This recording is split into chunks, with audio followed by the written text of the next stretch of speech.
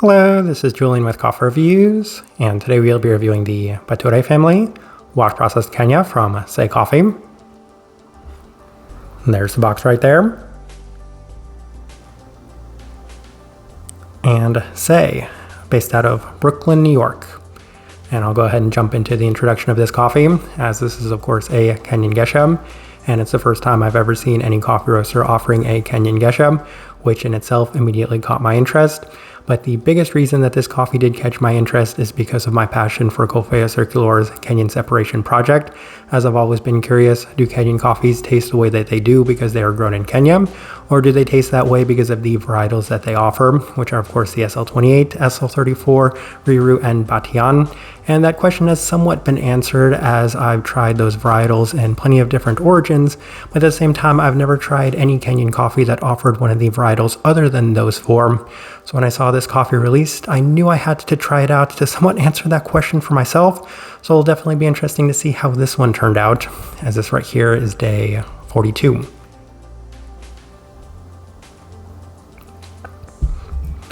And recipe we went with for this coffee was a higher extraction recipe at a 17:1 water to coffee ratio, brewed at 99 degrees Celsius, about 210 degrees Fahrenheit. And I like this one best through the V60, which typically indicates a more medium fine grind. However, we went a little bit more fine on that grind as well. Now, roast profile for this coffee. As I mentioned, we have had some issues with Say in the recent past. However, this one was void of any of those issues, as it was much more reminiscent of some of the coffees we've had before those issues, which does still remain on the lighter side of things. So once again, not quite as light as they had been roasting a couple of years ago, but I feel like a lot of people were concerned about the profile going into this one, but for us, it did turn out moderately light by most standards and metrics. With all that out of the way, let's go ahead and start discussing this coffee. Day 14, first impression, and we did opt for the V60, and the coffee itself was offering an interesting mix of the expected Kenyan and Gesha-like characteristics, as it's both floral and slightly savory, leading to a base of the listed chamomile in a very well-defined sense. And truth be told, I did not know that chamomile was actually just a plant. I'd always associated with chamomile with tea, so I'd automatically thought of chamomile tea after trying it for the very first time, but it does make a lot of sense to find out that it is of course a plant as well. So you do learn something new even when you've been doing this for a while. But a slight bit of the bright tart berries are also present, as it's acting a little bit more along the lines of a Kenyan coffee from that first try. And I said, okay, well that probably answers a little bit of the question, but we move on to day 17 as we opted for the Chemex. And the coffee is skewing significantly more on the tea side of things, as the listed chamomile continues to remain the most prominent and defining aspect. And I'm going to keep saying that on some of these earlier notes, because it was about halfway through this coffee that I realized that chamomile is also a plant and not just a tea. Because once again, I'd only ever associated it with tea for the most part. But we move on, as it was slightly less Kenyan-like, with the cup opening up a bit more on the cool down in a floral and berry sense. So definitely some early takeaways from this one, and I heard a lot of feedback on these very early days about this coffee, with it being so delicate and subtle and maybe a little bit too young, with a lot of potential to come from this one. But we move on to day 20 as we opted for the April brewer, and this was the first time the coffee offered a very unique feel, as it was very clean with the Gesha-like base and a lot less of the Kenyan-like feel to it. Semi-sweet florals linger on the palate, with much more of the listed melon aspects present within a sweeter sense. There was a slight vegetable taste and some slight graininess as well, making it much more interesting in general, mostly because it was deviating from the Kenyan-like experience that we had pretty early on in this one, and I wasn't entirely sure what to make of it. But we're going to move on to day 23 as we opted for the V60 with some higher extraction adjustments. That are the ones we mentioned in the recipe: higher temperatures, more fine grind, and a lower concentration. And the first takeaway is that it isn't quite as bright as I was going to expect for a Kenyan coffee. And that answered a very big question, because Kenyan coffees once again do tend to be very bright, but I do think I'm going to associate that with the varietal a little bit more based off this experience. Cup is now mostly floral, with the tea attributes being the more secondary aspect to it. It is still relatively prominent, but the listed melon aspect continues to remain relatively sweet as well. So this coffee was really starting to skew a lot on the more floral and fruit side of things, which is a lot more of a Gesha-like characteristic as opposed to a Kenyan-like characteristic, mostly because it wasn't skewing necessarily in the Kenyan-like sense. Day 26, do the Chemex with the same recipe, and the coffee does continue to improve as there's better sweetness and intensity to it, with it being reminiscent of a higher sugar chamomile tea flavored with an abundance of melon sweetness. Florality scoring very high with greater clarity, further skewing the coffee away from a typical Kenyan coffee. So as of this moment, I do believe that if I would have tried this coffee blindly with a bunch of other coffees, I would not have necessarily been able to tell that it was a Kenyan coffee, which is a very important factor when discussing this coffee. And I'm going to discuss a little bit of some of the feedback I'd heard. A lot of people were saying that they could see a lot of the Kenyan experiences, a lot of the Kenyan factors when they were trying this coffee, but I still wonder whether or not that might have been a little bit of the priming effect. They do have a red currant note listed on here, and I'm not entirely sure that I was experiencing a whole lot of that for the majority of this time once I did kind of gain a foothold within this coffee. But we're going to move on to day 29 as we opted for the V60 with our standard recipe. And the immediate takeaway is that this coffee greatly benefits from the higher extraction adjustments, as this time around it just does skew a little bit more on that tea-like feel, that chamomile-like feel once again. There is still excellent flavor separation and definition, but it does have that very well-defined chamomile and a very pronounced melon aspect to it once again.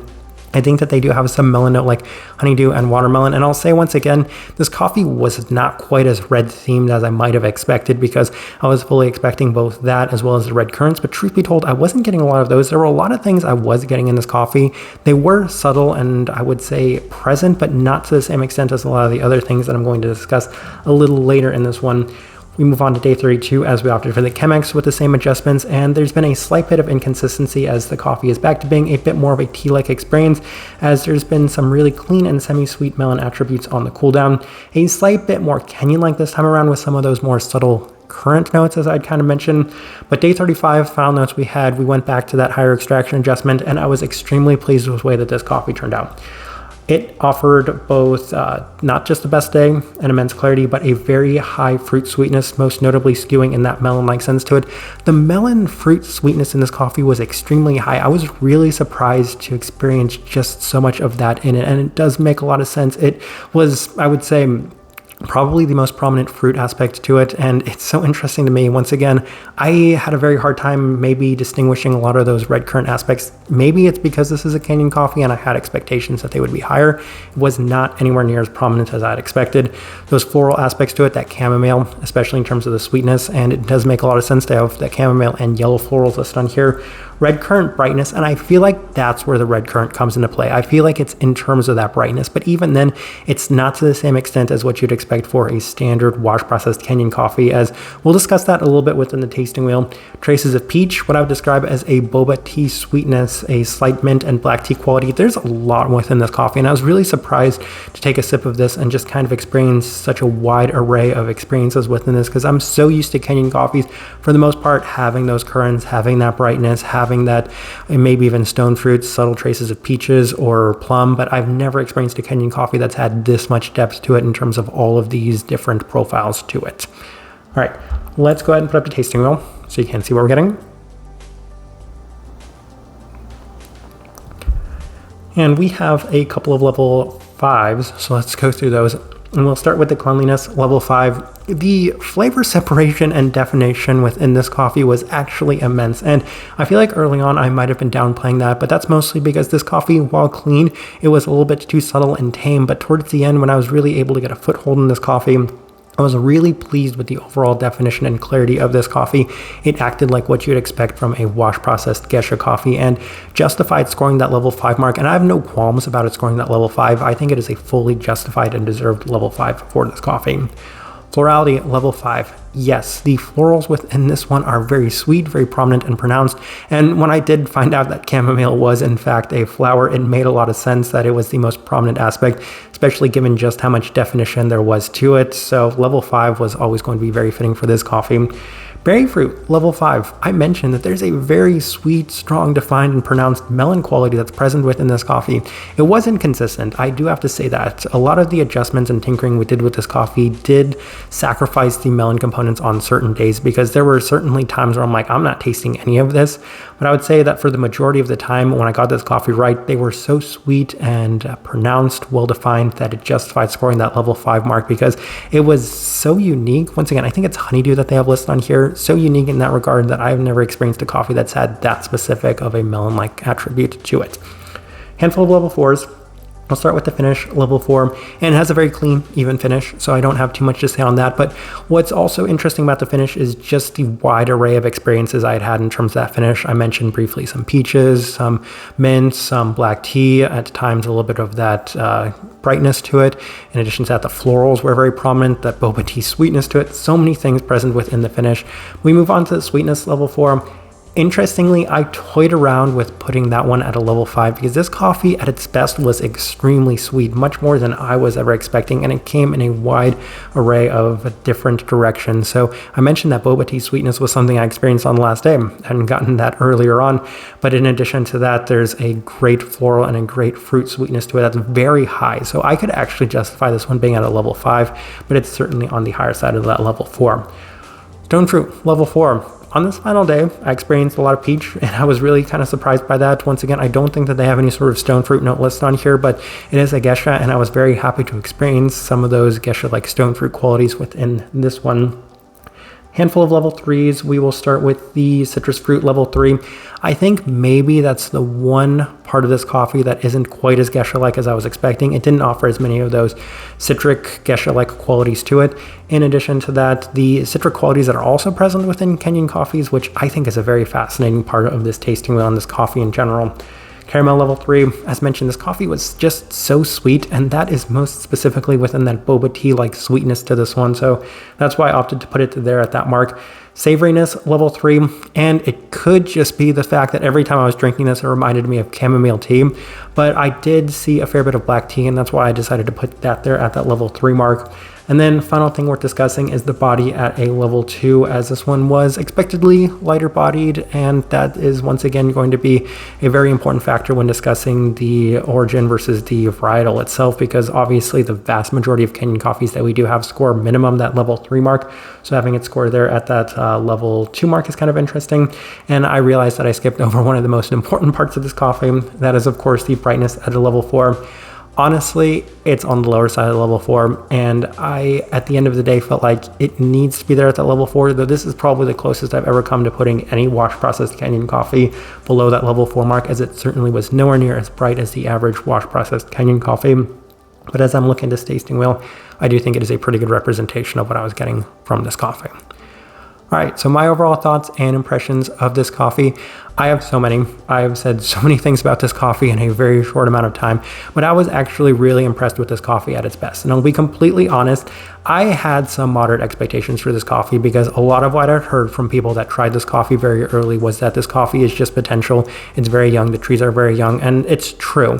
And going into that, I knew that it was a very steep price to pay. It was $80 for 125 grams, but I was just so curious to see how the coffee would turn out and how it would answer a lot of the questions that I've had about Kenyan coffees in general.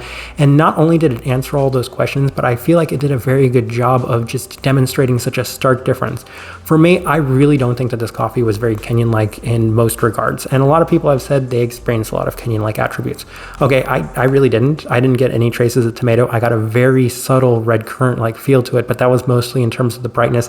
Outside of that, the profile of this coffee skewed much more away from Kenyan experiences that I've ever had in my entire life. It was so much more geisha-like than I could have ever expected for this coffee. So that's one of the main reasons I was really wowed by it. But I would say that the biggest reason why I was wowed by this coffee is that it did hit on my big 4. Immense clarity. A level 5 for a wash-processed Kenyan coffee is something I never thought I would experience. Very high sweetness. Level 5 for the florality that isn't a red floral tone to this one is also extremely surprising. Level 5 for the berry fruit that isn't those currants, also really surprising. So many takeaways from this coffee, just coming away from what I would expect for a Kenyan coffee. And for that reason, it probably is going to end up on my top 10 coffees of the year list, which I think might be a little tricky, a little controversial, but I feel like some people that have tried this coffee and gotten the best from it can see where I'm coming from with this one. Not only is it a very important moment to just kind of see the massive distinction between the standard 4 varietals that come in Kenya and something different, but also just the potential that a coffee like this can have. And planting geishas in varietals that aren't known to have geishas in general, it's just very fascinating to see the way that the coffee turns out. Type of person I would suggest this coffee to? Well, this is one of those very interesting coffees that I feel like if you just get an opportunity to try it, I would highly suggest trying it, just mostly because of how different it is from pretty much anything that is within this category or range. But if I'm being very specific about it, Gesha-like qualities, mostly because that's what this one offered. Immense clarity, immense florals, a very prominent fruit tone to this one, and then some great sweetness, all with such wonderful definition to it. Tremendous depth. There were so many things that I really picked up from this coffee. They had more flavor notes than I've seen a Say coffee have in a very long time. So many positives to take away from this one, but for the most part, I'm going to leave it at that. If you by chance had an opportunity to try this coffee, I'd love to know your thoughts and impressions of it as well. If you're into content, give this video a like, subscribe if you're not already subscribed. This right here has been a review of the Mbature family, wash process Kenya from Say Coffee. Thank you for watching.